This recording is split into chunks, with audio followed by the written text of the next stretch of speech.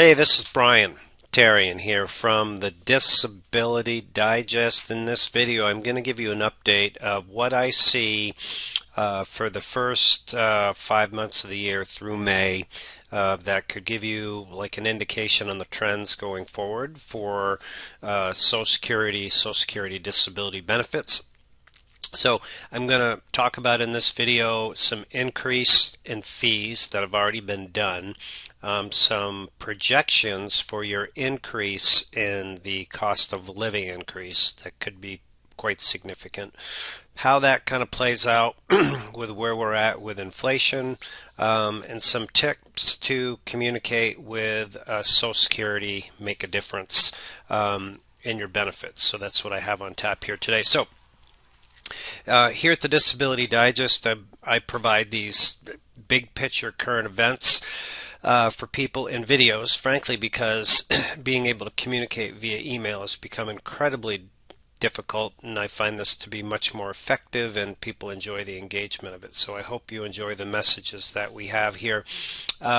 We've been serving people since 2006, helping them get their benefits, keep their benefits, and maximize their benefits. And I know a lot of you are getting pinched by the increase in inflation, so if you want more tips, like starting shortly, we're going to be coming out with like different things that you can do to supplement your income and your disability and keep your benefits. So encourage you to subscribe to the YouTube channel if you're watching this on YouTube or wherever you are, and follow along so that you can get more information. So all right, here we go. First of all, this is mostly good news. I'm going to put a good news spin on it.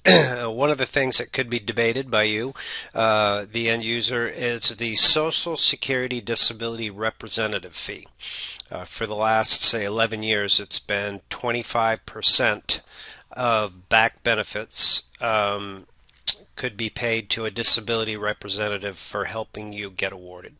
And that amount was capped at $6,000. Unlike other areas or professions, there has been no increase with the cost of living, economic changes, and frankly, it's caused a lot of problems for people that would like to practice this work and do good work, because colleagues of mine have left the business and been doing this for a long time because they simply could not make it work.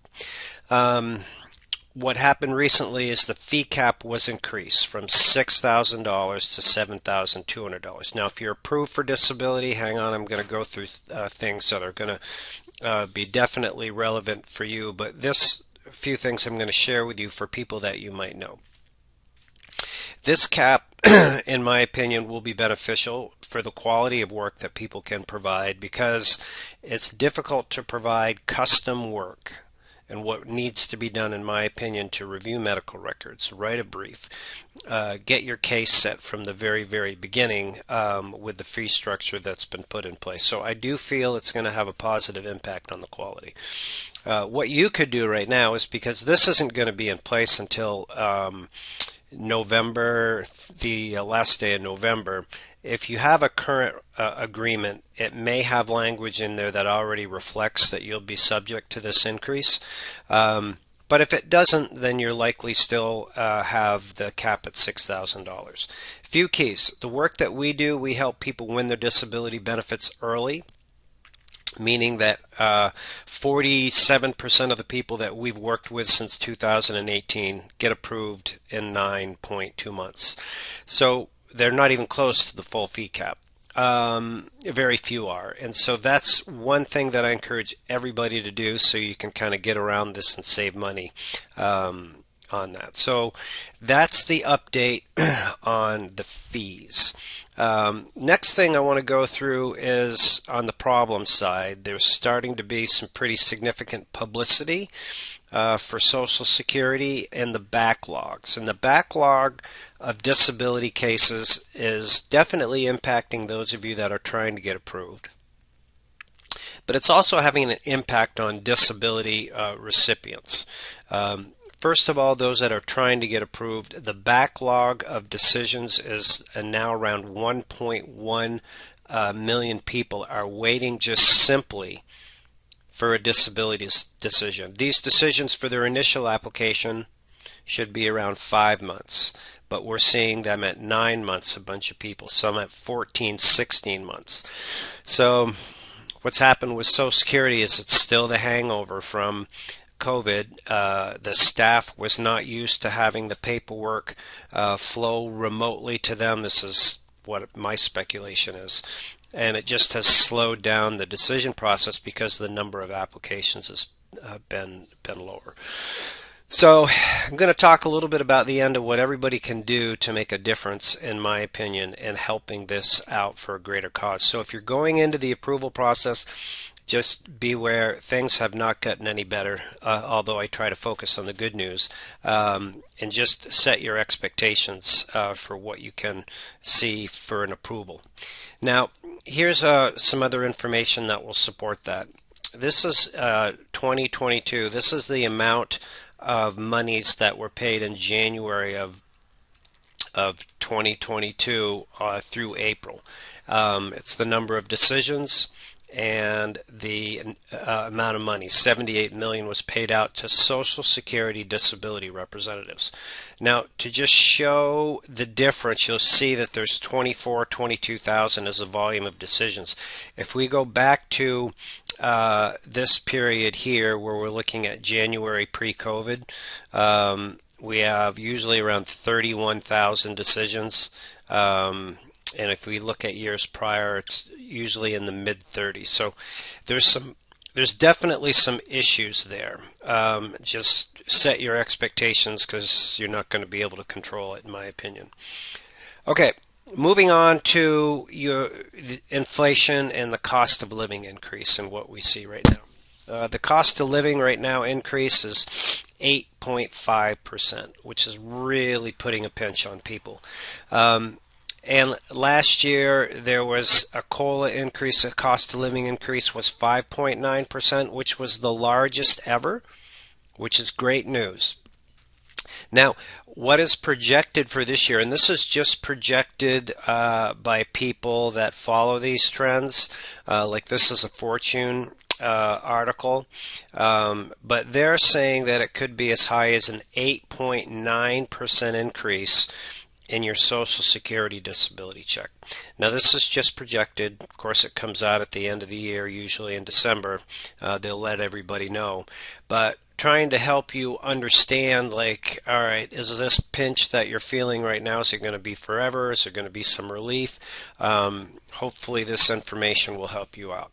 So that's what we're looking at for a potential increase. A few other things I want to cover with you is when you take this consideration, this increase into consideration, you also have to factor in Medicare Part B, unless you're not paying for it and your local state is paying for it.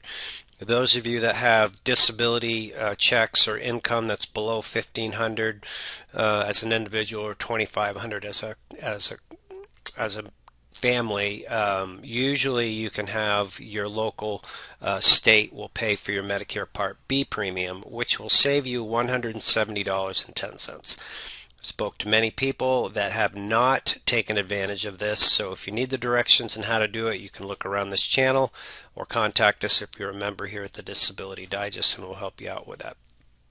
All right.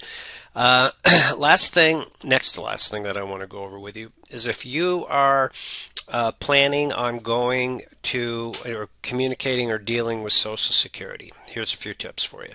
What you see up here is a sign that is outside of some of the offices now, and it will say if you don't have an appointment, this is what your wait time is, and this one is 150 minutes. Now, some of the areas where it's starting to get warm, you're waiting outside, and it's 150 minutes of, standing on concrete, could be, and waiting. And if you don't feel well, probably not something you're going to want to do. So you can make an appointment ahead of time. You can do a lot of things online with Social Security, but many people are not comfortable doing it online or don't have the the computer or phone to do that. So going there certainly is an option now. You just need to make an appointment. So that's a tip. One other thing that on the big picture that I would suggest is and I've said this before in some of the work that I've done, is if you can avoid dealing with Social Security. The two tips that I have for you is if you can, first of all, win your case early if you're trying to get approved so that you don't have to go in front of a judge, right? And that whole interaction piece with Social Security. So emphasize, put a lot of work into the beginning. If excuse me, if you're approved for disability, make sure you are following the information here about the continuing disability reviews.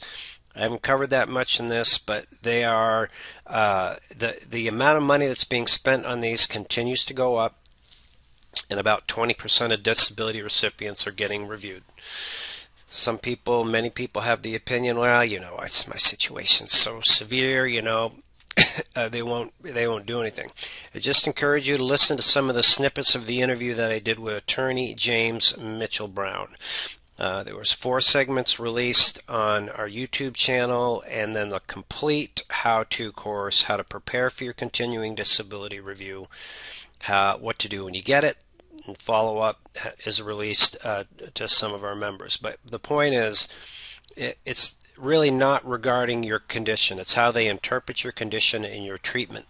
And their judgment hasn't always been spot on. So just make sure you follow the steps if you want to keep your check, to do what you need to do to keep yourself in pay status and get through your continuing disability review.